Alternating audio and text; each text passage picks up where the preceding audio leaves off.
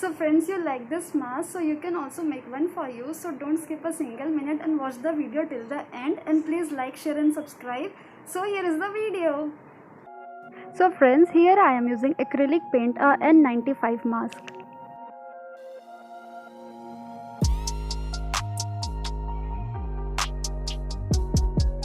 And friends, I have taken this outline, this sketch from the net. You can also Google Among Us and you will find different posters and you can choose your favorite one.